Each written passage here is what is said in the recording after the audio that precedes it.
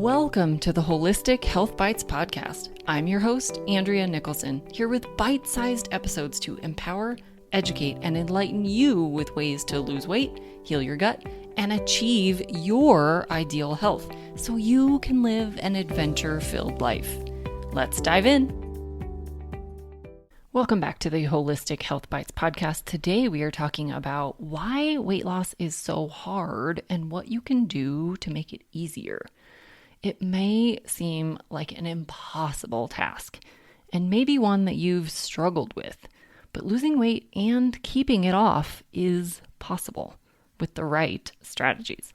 So let's start by discussing why diets fail and don't really help the weight loss effort. Hunger. You can only restrict so much before your survival instincts kick in. Hunger will always win. This is not about you lacking willpower, but rather it's a true survival instinct, even if you're not fully aware of it.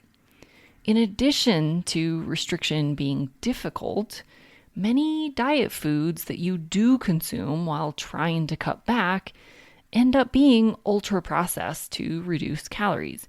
These foods don't satisfy you. They don't trigger the proper satiety signaling, and they leave you feeling extra hungry. Even if you're not eating diet food, if you're eating highly processed foods, you're causing improper signaling in your body, leading to abnormalities in hunger and fullness. When you focus only on calories, you're far more likely to reach for sugar-free or fat-free options that are lower in calories. But these are crammed full of chemicals, preservatives, and artificial flavors that wreak havoc on your digestive system, your neurotransmitters, hormones, and even your gut microbes. That caloric focus will cause you to make less healthy choices because they fit into your calorie allotment. So how can you sustainably lose weight without being hungry all the time? It helps to eat more satiating foods.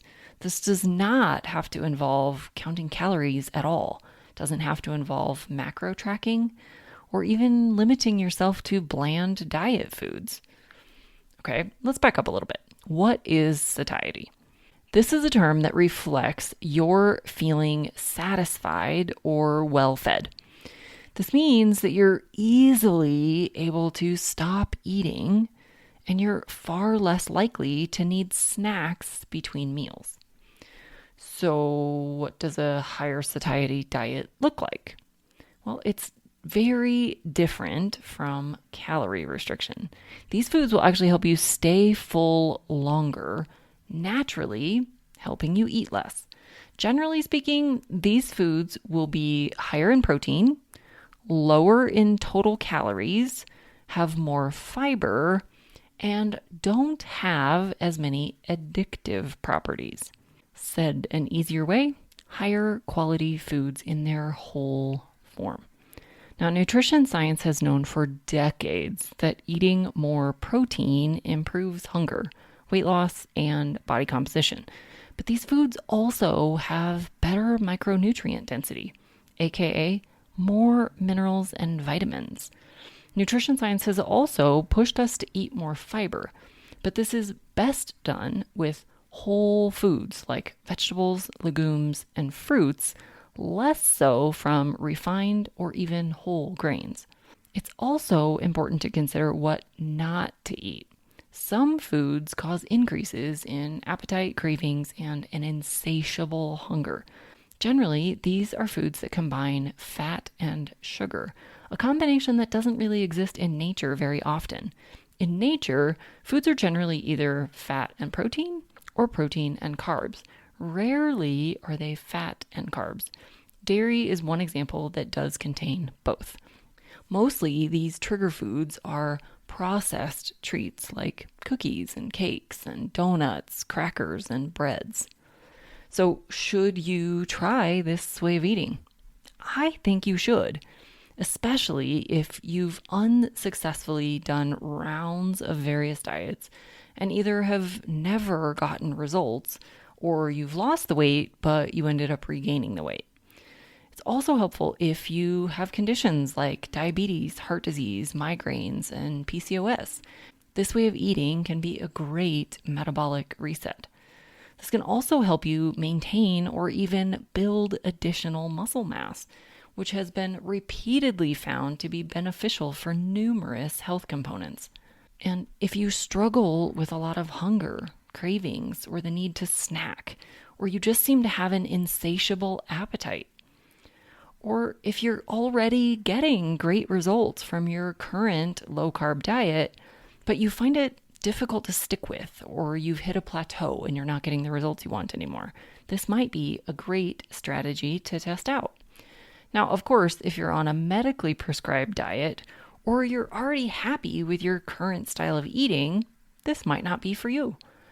The beauty of this style of eating is it doesn't have to fit into any one diet. It can work with keto, vegan, vegetarian, Mediterranean, Whole30. It's really just about prioritizing higher satiety foods within your preferred dietary style. So what are some examples of higher satiety foods? These would be things like whole non-starchy vegetables, seafood, dairy like cottage cheese and plain yogurt, animal meats, eggs, beans, lentils, edamame. What about some moderately satiating foods? These would be things like sweet potato, beets, carrots, white potatoes, your starchy vegetables, processed meats like salami, bacon, pork sausage, and then you have some fruits like blackberries, raspberries, and lemon. And some examples of the lower satiety foods would be all of the processed foods like donuts, pies, pretzels, cakes, cookies, crackers, and bread. But it also includes things like peanuts, cashews, oranges, bananas, olives, and even avocado. So does this mean you should never eat lower satiety foods? No. There are some great healthy choices on the low satiety food list. They just won't help you stay full and satisfied as long as the higher satiety foods would. Now, clearly, I would never recommend candies, cakes, and donuts, but I do recommend olives, avocados, nuts for appropriate people, and some fruits when appropriate. The key here is to prioritize higher satiety foods first. So there you have it. A whole different way to approach a healthy diet that can sustainably assist with weight loss and maintenance. Questions? Hit me up. I'll catch you again here next time. In the meantime, be well and vibrant. Thanks for being a faithful listener to the podcast. I'd love it if you left me a 5-star review on this podcast so that others can more easily find this valuable information. Did you know I also work one-on-one with clients? I approach solving health challenges like I approached solving crimes, by conducting a thorough investigation into your case.